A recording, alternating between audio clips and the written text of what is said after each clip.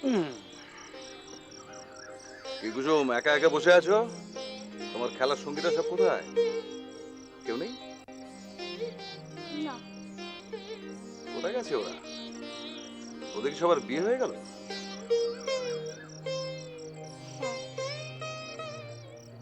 যাকে দুঃখ করো না, মন খারাপ করো না, খুব তাড়াতাড়ি তোমারও বিয়ে হয়ে যাবে। তুমি কি এখানেই থাকো? হ্যাঁ, আমি তো এখানেই থাকি। ঝড় বৃষ্টি রোদ এলে কোথায় যাও? কোথাও যায় না, এখানেই থাকি, এটাই তো আমার।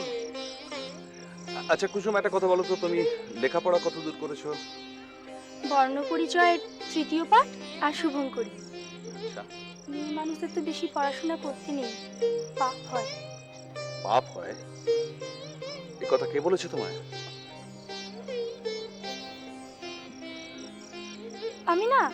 আমি নাচতে পারি।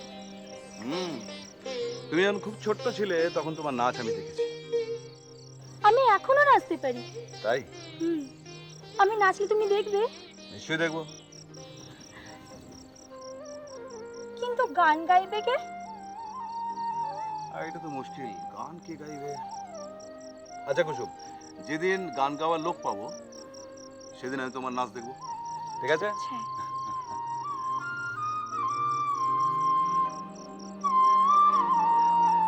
মিষ্টি মেয়ে।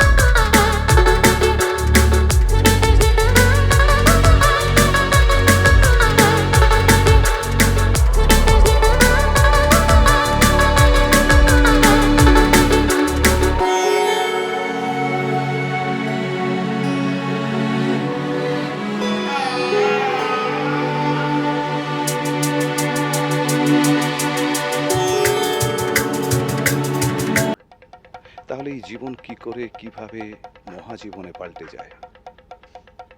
একটা জীবনের মধ্যে অন্য অন্য অনেক জীবনের ছায়াপাত কেন ঘটে? জন্ম আর মৃত্যু, এই নিয়ে কি জীবন?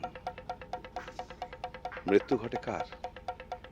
জীবনের না শরীরের? প্রবাহিনীর কি মৃত্যু নেই? এই সুবিশাল জলরাশিমালার উদ্দাম প্রবাহে গর্বিত আছে প্রবাহিনী, তাকে একদিন মজে গিয়ে একটা বদ্ধমুখ নালার রূপ পেতে পারে নাকি পারে না?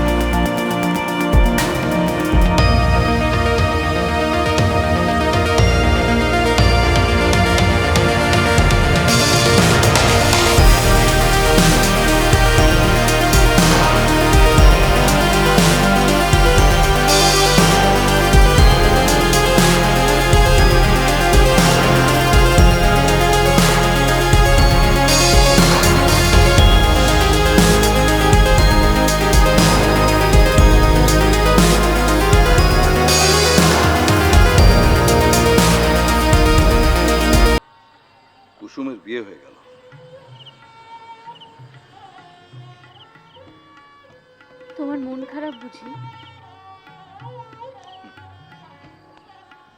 মহাকালের কাছে খারাপ ভালো কোনো অস্তিত্ব নেই প্রবাহে।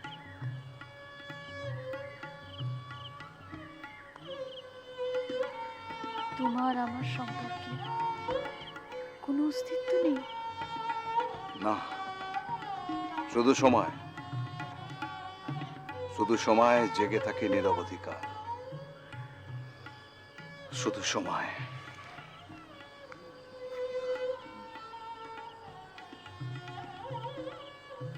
তোমার আমার এই যে মধুর সম্পর্ক, তারও কোনো অস্তিত্ব নেই? নিশ্চয় রয়েছে, তোমার আমার কাছে। তোমাকে কাছে পাওয়ার আনন্দে, তোমার স্পর্শে হিল্লোলে আমার মন ভরে ওঠে। তাকে আমি অস্বীকার করি কি করে? আমার চেতনায় যখন তুমি এসে আছড়ে পড়ো, সে অনুভূতিকে আমি উপেক্ষা করি কি করে? আমারই চেতনার রঙেই পান্না হলো সবুজ, চুনি উঠল রাঙা হয়ে। তোমার সঙ্গে কথা বলতে বসলে মনে হয় অনন্তকাল এখানে বসে থাকি। তাহলে জোয়ারে চলে পাহাড় স্পর্শ করতে যাবে কে? সন্ধ্যায় সমুদ্র বন্দনা করবে কে? না না, আমি কাল বুঝি নে, মহাকাল বুঝি নে। শুধু তুমি, তোমার স্পর্শে আমি বেঁচে থাকতে চাই। শুধু যাওয়া আসা, শুধু স্রোতে ভাষা। ভেসে চলাই জীবন প্রবাহে তোমার কাছে আমার একটি মাত্র অনুরোধ।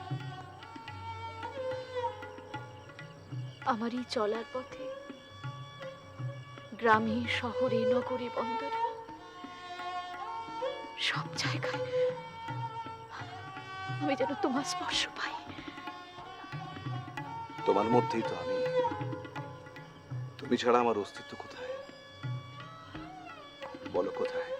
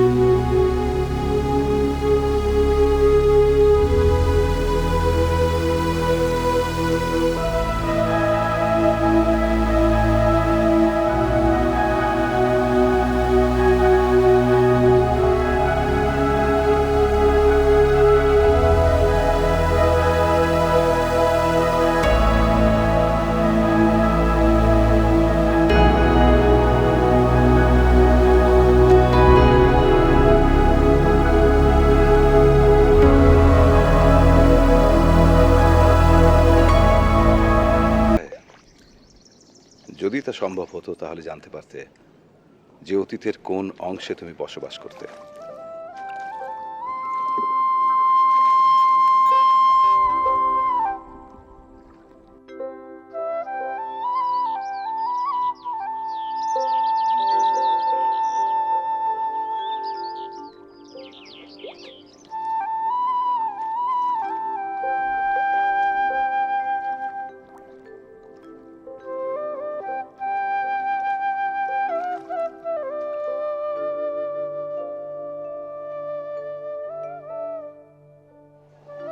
খানিকক্ষণ আগে তো তুমি সমুদ্রে ফিরে যাচ্ছিলে। হঠাৎ? বারে আর বুঝি ফিরে আসতে নেই? না, তা নয়।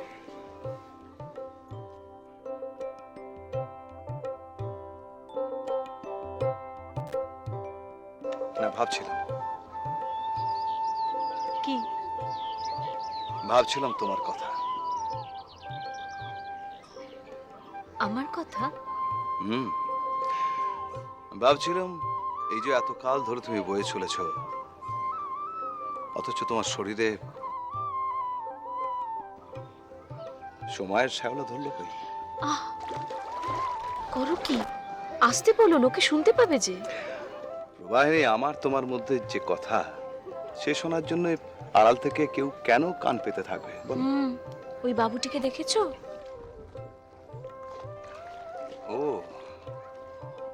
উনি তো স্বাধীনতা সংগ্রামী। এত কথা তুমি জানলে কেমন করে? প্রবাহিনী, আমি যে সব দেখতে পাই। যা, বিশ্বাস হলো না? আচ্ছা বলো দেখি, আমি যখন ভগীরথের শঙ্খধ্বনির পেছন পেছন দুকুল ছাপিয়ে ছুটে চলেছিলাম সগর বংশ উদ্ধার করতে, তখন তুমি কোথায় ছিলে? ছিলাম।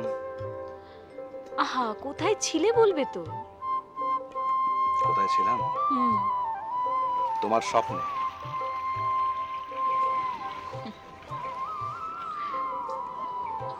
ওই বাবুটির সম্পর্কে কিছু বললে না তো?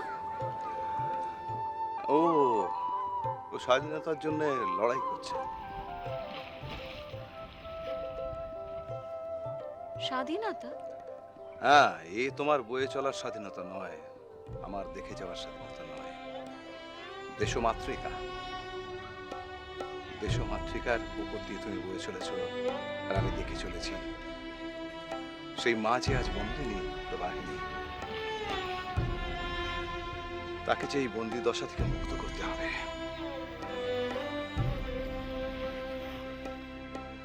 ওই উনি আসছেন, আমি যাই।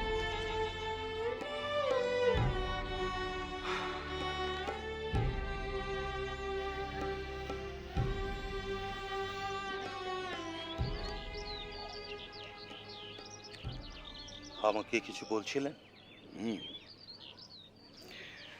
ওরা তাহলে আপনাকে ছেড়ে দিল?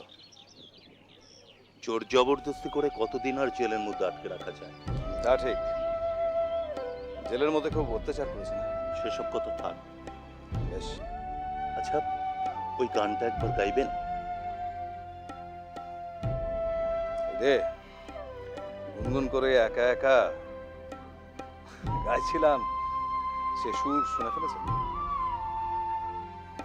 গান না গান, ও আমার দেশের মাটি।